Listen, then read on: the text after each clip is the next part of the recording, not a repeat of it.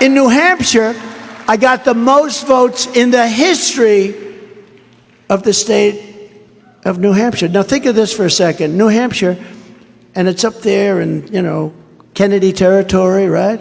JFK ran. I got more votes than JFK. A lot of great people, historic people ran, and that's in either party. I got more votes than anybody in either party.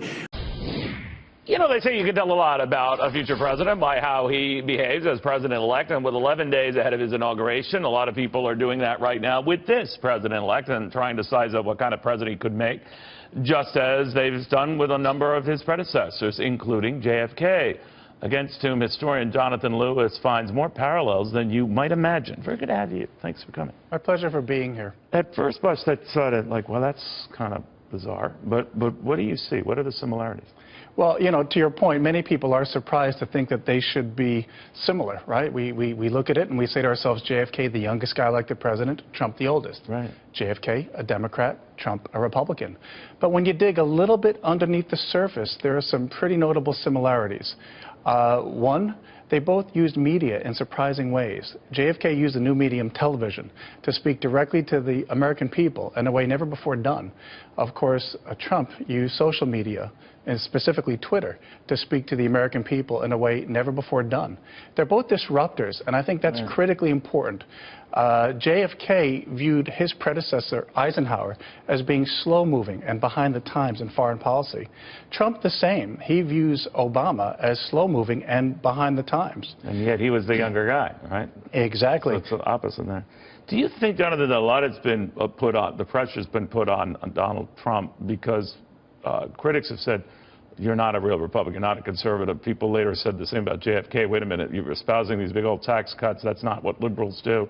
So they were much more pragmatic in their approach to the job.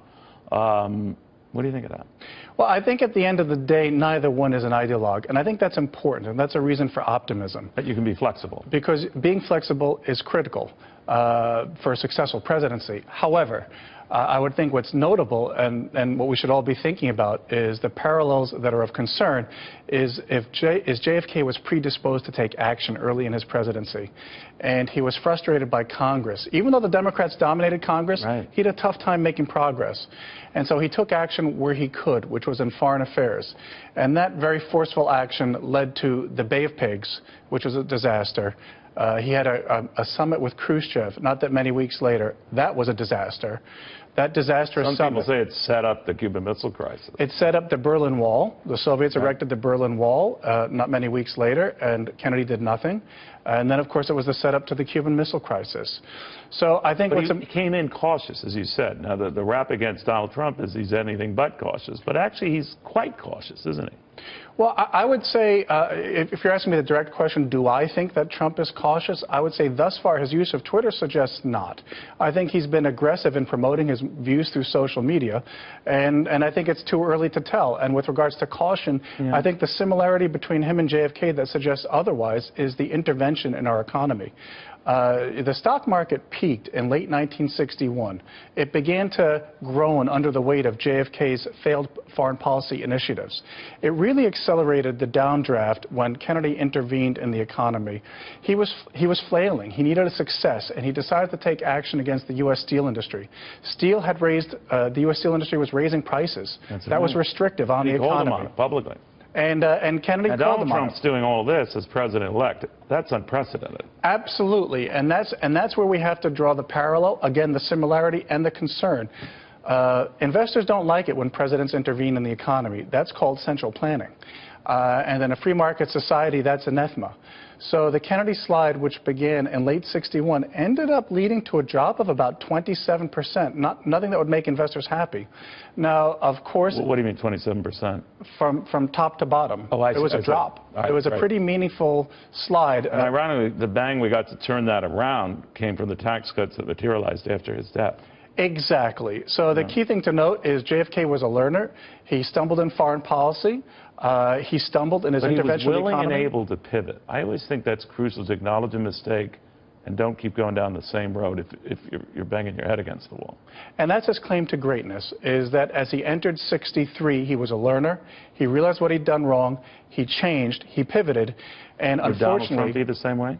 Well, there certainly is evidence that he has the capacity for flexibility, and that's what we'll all have to watch very, very closely. As an historian, do you worry about a president who will tweet a lot? I worry about the unintended consequences of communication strategies. And so therefore we have to be worried about the tweeting, and particularly so because, like Kennedy, Trump has surrounded himself with some notable advisors inexperienced in foreign affairs. And some of Trump's tweets have been national security related. So I think we have to draw those parallels, in particular between McNamara and Tillerson, and raise the question, do we have all the experience we need in foreign affairs? You know, McNamara had impeccable credentials, but he still got us into Vietnam, didn't he? Exactly. He was a private sector leader, president of Ford Motor, and it was those private sector credentials that attracted Kennedy to him. All right. Jonathan Lewis, Vieira Capital, CIO, historian extraordinary. Interesting read. So share that with your friends. There might be more in parallel here than we generally give thought.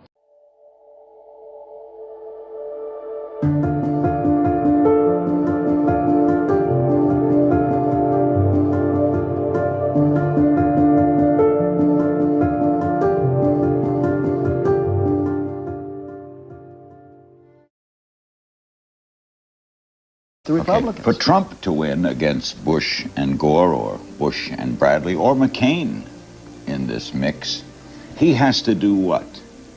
Well, look, again, you're starting off with a base that's really been there for a very short period of time. Okay, you begin down. You're not starting off from, gee, I just got the Democratic or the Republican. But Perot once led in the polls. He was doing very well in the polls. I mean, had he not dropped out, He might have won. and then announced practically a couple of days later on your show, it's very interesting because I was watching that show, and I like him. And I'm watching the show, and I'm saying, I don't believe it. I think he wants to get back into the race. This was after he had dropped out 2 days before.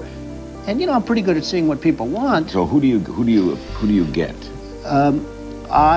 Who do I get in terms of what? Like, voters. Oh, I mean, you got the Republican base and the Democratic base. I think what I get is I get the working base. I get the middle class base. For some reason, those are the people that really like Donald Trump. And I think I do well, and I think I get a lot of votes. But if I thought I was going to get the reform nomination and then get 21 or 22% of the vote, I'm not interested. Even though that would be the largest I'm just not. 19 it wouldn't matter. And then you know what happens? The next day I'm back in my office.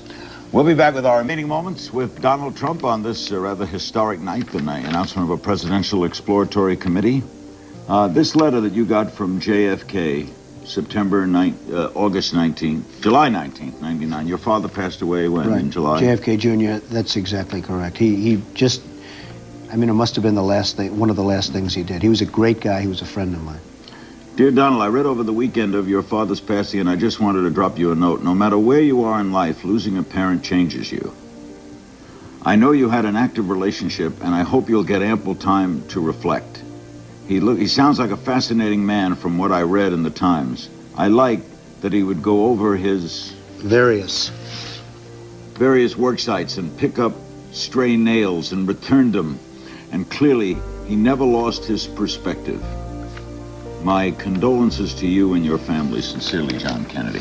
This was a tragedy that he died because he had so much going. He was a fabulous guy. I mean, he was really, truly a handsome, wonderful, great, bright guy. Is that line correct? No matter where you are in life, losing a parent changes you. Oh, it's tough. It's tough. Did losing your father change you? He taught me so much. He was just a special guy. He was, he was a firm guy, but just a special guy.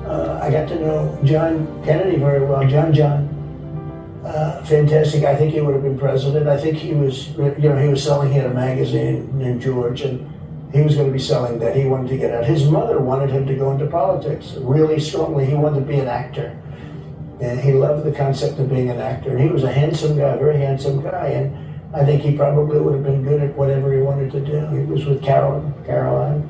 He just, I knew before he got married, after he got married. They fought like cats and dogs, but they loved each other. This was a different than your relationship with your beautiful wife. But they fought, and then and say, this isn't going to work out, and then you see them hugging and kissing, right? So, they had a rather volatile relationship, as the expression goes. But it was fine, it worked. And then they got into that plan, and it was just a disaster. But he would have, he was getting ready to, I think he would have run for the Senate from New York, or someplace, but probably New York, and wanted to do it. And he was all set for that. And his mother really wanted him to do that. And you know, had great look, handsome, very handsome guy, the top of the line, really. And I think he probably would have done well, and he would have done well. He probably would have been president. I think he would have been president. What else is in the entrance there at Mar-a-Lago? Go past Heather's desk on the right, and there's a little seating area.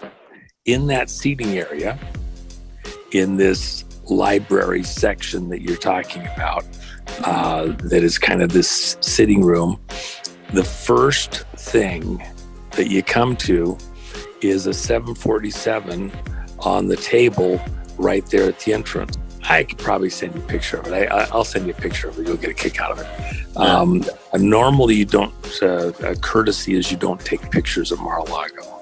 It's a private club, and you get a few people get an exception. So, you know, right there on the table is the 747. It's Air Force One. Only thing is, it's Air Force One, and when President Trump was in office, one day the reporters are in there, they see the Air Force One on the table, and Barron is kind of shuffling it around and playing with it there. Well, what is it? It's painted in the same colors as John Jr.'s aircraft was when it crashed in '99.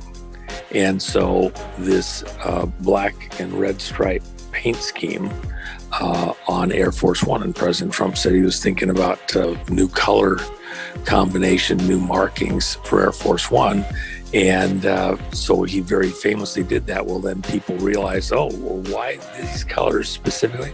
Because it was Junior's, that which was denied to him because he passed away in this plane crash, is the story. Number 21%, JFK Jr., who's a very nice person. I know him very well. He's a very, very fine person. He's at 21%. But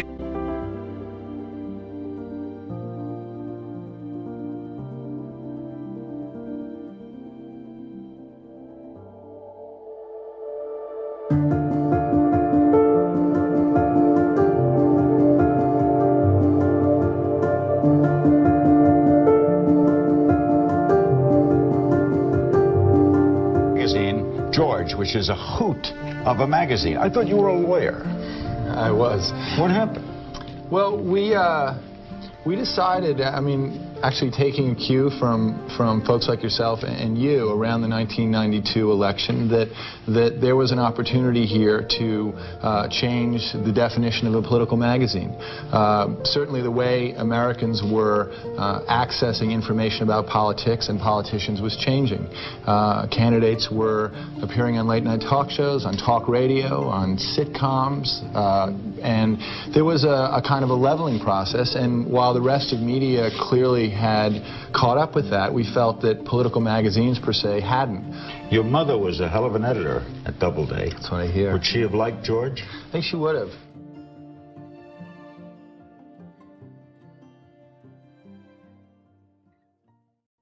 Do you think he would have run for president? John? Yeah. I think it's possible. I mean, I talked to him about in that era, for him and me, almost everywhere we went, there was people who wanted to talk about the Kennedy family. I think he wanted to run, not on the Kennedy legacy, but he wanted to run because he was capable, he had great ideas, and he was interesting, and he was charismatic. And so I think there was part of him that said, I don't want to do this just because everybody in my family's been doing it, and then run on the Kennedy name. I thought that was admirable about him. Please go to Kennedy24.com. You took out a full-page ad in major U.S. newspapers last year criticizing U.S. foreign policy. What would you do differently, Donald? I'd make our allies, forgetting about the enemies you can't talk to so easily, I'd make our allies pay their fair share. We're a debtor nation. Something's going to happen over the next number of years with this country, because you can't keep going on losing $200 billion, and yet we let Japan come in and dump everything right into our markets and everything. It's not free trade. If you ever go to Japan right now and try to sell something, forget about it, Oprah. Just forget about it. It's almost impossible. They don't have laws against it. They just make it impossible. They come over here, they sell their cars, their VCRs, they knock the hell out of our companies. And hey, I have tremendous respect for the Japanese people. I mean, you can respect somebody that's beating the hell out of you, but they are beating the hell out of this country. Kuwait, they live like kings. The poorest person in Kuwait, they live like kings. and yet they're not paying. We make it possible for them to sell their oil. Why aren't they paying us 25% of what they're making? It's a joke. This sounds like political presidential talk to me, and I know people have talked to you about whether or not you want to run. Would you ever? Probably not, but I do get tired of seeing the country ripped off. Why would you not? I just don't think I really have the inclination to do it. I love what I'm doing. I really like it. Also, it doesn't pay as well. No, it doesn't. But, you know, I just probably wouldn't do it, Oprah. I probably wouldn't, but I do get tired of seeing what's happening with this country. And if it got so bad, I would never want to rule it out totally, because I really am tired of seeing what's happening with this country, how we're really making other people live like kings, and we're not. What do you think of this year's presidential race, the way it's shaping up? Well, it's going to be very interesting. I think that probably George Bush has an advantage in terms of the election. I think that probably people would say that he's got like that little edge in terms of the incumbency, et cetera, et cetera. But I think Jesse Jackson's done himself very proud. I think Michael Dukakis has done one hell of a job. And George Bush has done a hell of a job. You know, they all went in there sort of as semi-underdogs, including George Bush, and they've all come out. I think people that are around all three of those candidates can be very proud of the jobs they've done. You've said, though, that if you did run for president, you believe you'd win. Well, I don't know. I think I'd win. I tell you what, I wouldn't go in to lose. I've never gone in to lose in my life. And if I did decide to do it, I think I'd be inclined, I would say that I would have a hell of a chance of winning, because I think people, I don't know how your audience feels, but I think people are tired of seeing the United States ripped off. And I can't promise you everything, but I can tell you one thing, this country would make one hell of a lot of money from those people that for 25 years have taken advantage. It wouldn't be the way it's been, believe me.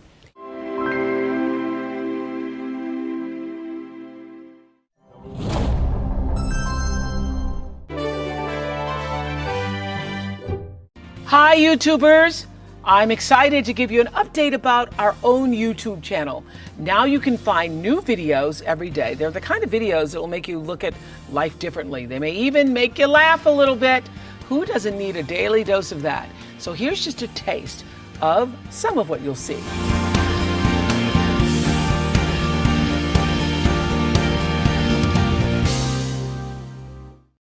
And Ted Kennedy, believe it or not, was a friend of mine. I met him through Palm Beach. They had a big house, a compound. They call it the Kennedy compound. And I had a very nice house also. But I got to know him very well, and he liked me.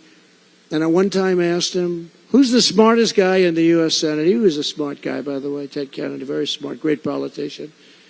And I said, who's the smartest guy in the Senate? And we were friends. I did him a big favor, I will tell you that. Big, big favor, really big. And it wasn't hard for me to do, but it was very big and important for him. And he liked me, and I liked him.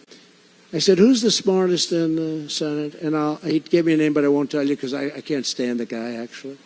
Still around. Can't stand him. I was disappointed to hear that name. I said, who's the dumbest in the Senate? He goes, I don't know, let's see. Probably Joe. I said, who's Joe? He said, Joe Biden. Can you, this is 25, 30 years ago, a long time ago. I think it was one of the early times I've ever heard the name. And that was in prime time for him, but this is in prime time.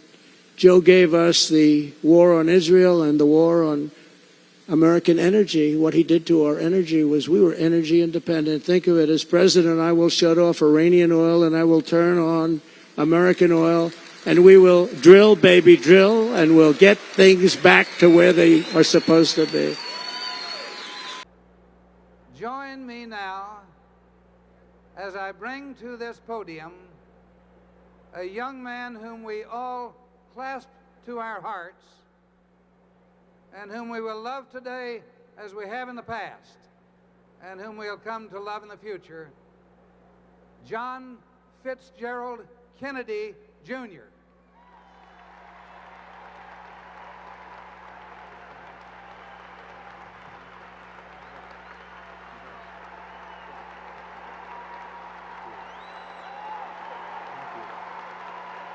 Thank you. Thank you. Thank you very much. Thank you. Thank you.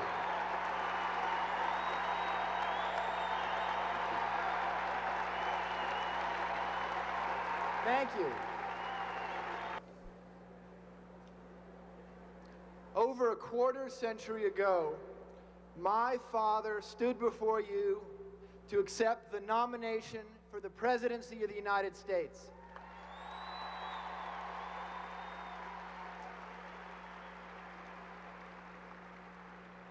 So many of you came into public service because of him.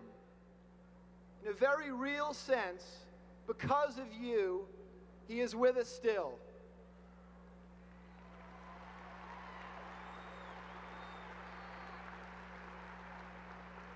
And for that, I'm grateful to all of you. I owe a special debt to the man his nephews and nieces call Teddy. Not just because of what he means to me personally, but because of the causes he has carried on.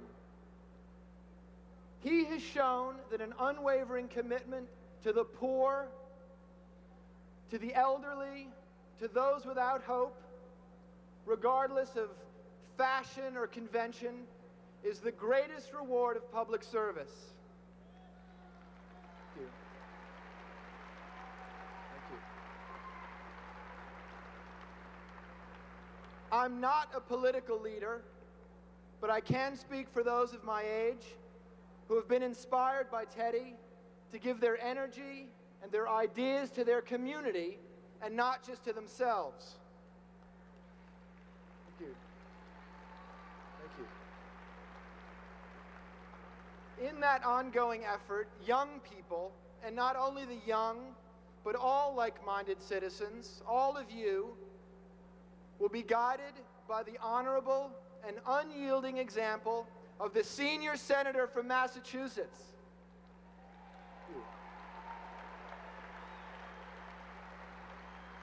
He has shown that our hope is not lost idealism, but a realistic possibility. America is better because of the leadership of Edward Kennedy. Thank you. May he continue to guide us for many years to come. Ladies and gentlemen, my uncle, Ted Kennedy.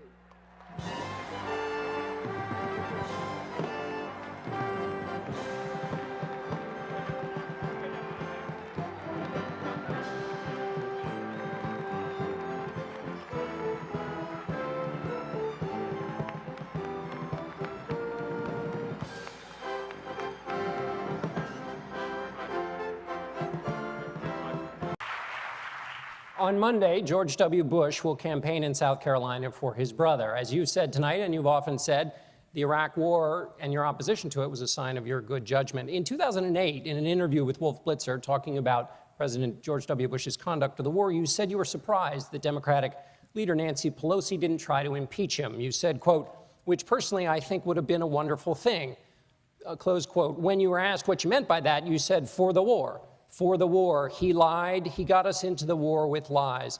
Do you still believe President Bush should have been impeached? First of all, I have to say, as a businessman, I get along with everybody. I have business all over the world.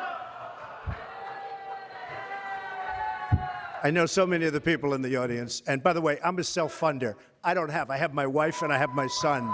That's all I have.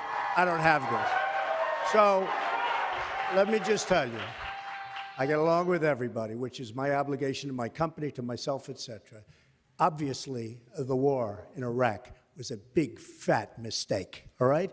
Now, you can take it any way you want, and it took Jeb Bush, if you remember at the beginning of his announcement, when he announced for president, took him 5 days. He went back. It was a mistake. It wasn't a mistake. Took him 5 days before his people told him what to say, and he ultimately said it was a mistake. The war in Iraq, we spent $2 trillion, thousands of lives. We don't even have it. Iran is taking over Iraq with the second largest oil reserves in the world.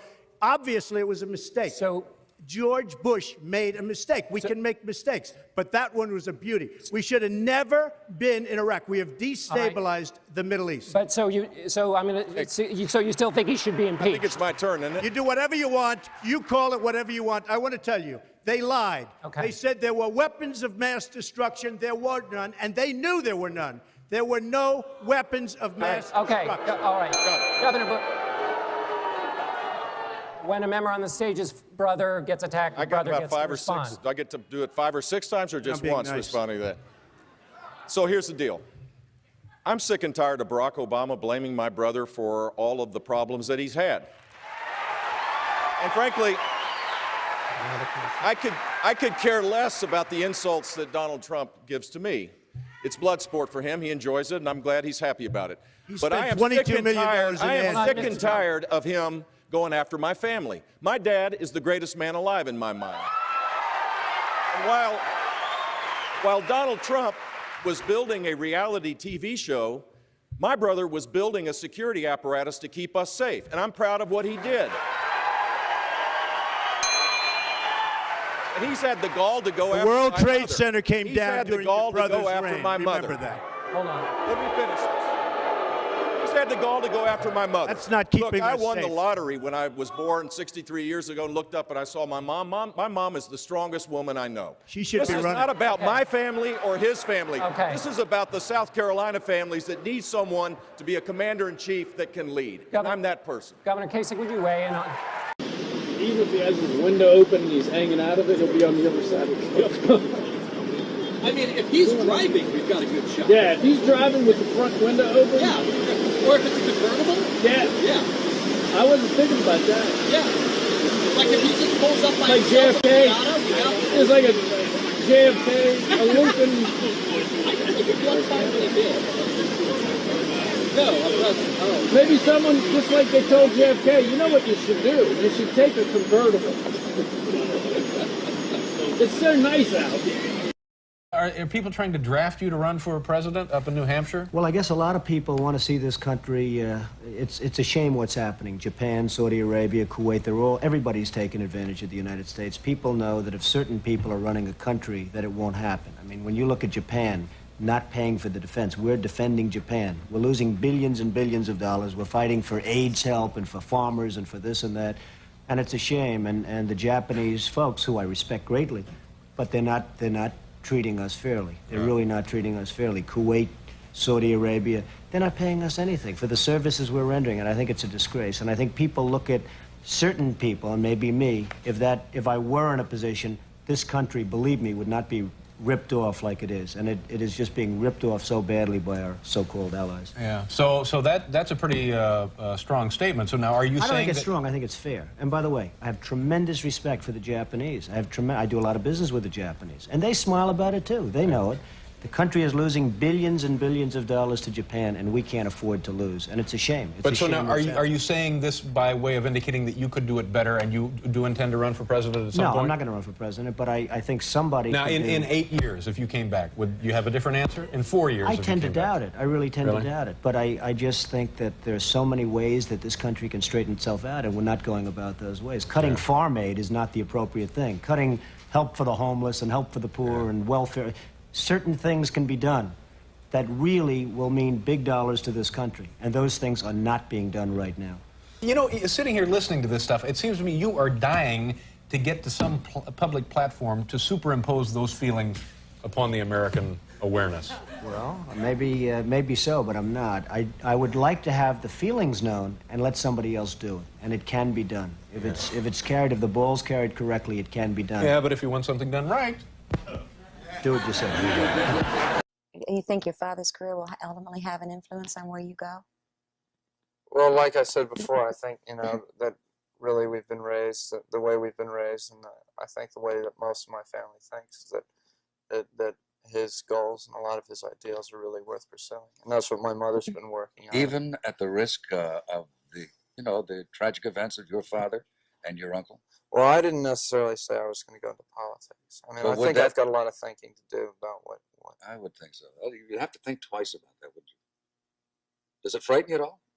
Well, I think that's an occupational hazard at this point, I think there's so much that you can do through politics or through some kind of public service.